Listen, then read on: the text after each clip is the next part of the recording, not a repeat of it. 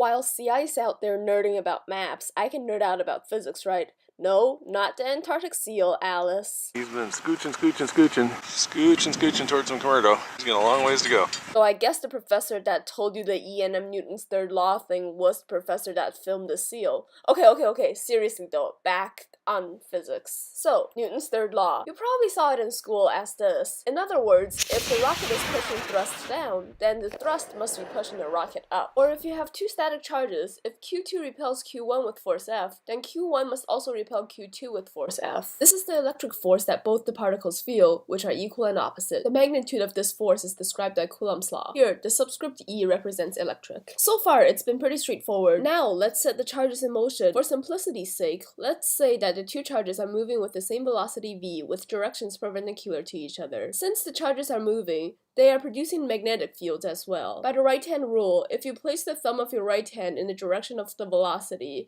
the direction of your fingers naturally curl is the direction the magnetic field is in. So this means that the magnetic field that Q1 sees due to Q2 points into the screen, and the magnetic field at Q2 coming from Q1 is pointing out of the screen. To get the magnetic force, there's another simple equation and another right-hand rule. Thumb goes in the direction of the velocity, index finger points in the direction of the magnetic field, and your middle finger is the direction of the magnetic force. Do this on both charges, and you get yourself the direction of the magnetic forces. After that, it's just a simple vector sum to get the total forces, and well, they're not equal and opposite. Newton's third law, the way that is most commonly taught, is wrong. In this case, the reaction force that charge 2 has on charge 1 is not equal and opposite to the action force charge 1 generates on charge 2.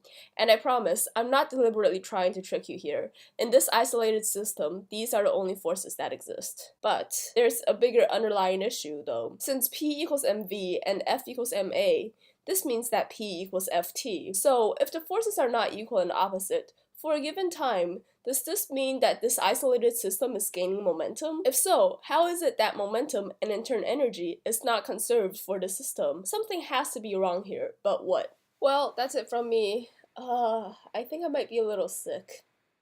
I leave for the US next Friday, and I don't want to start the semester yet.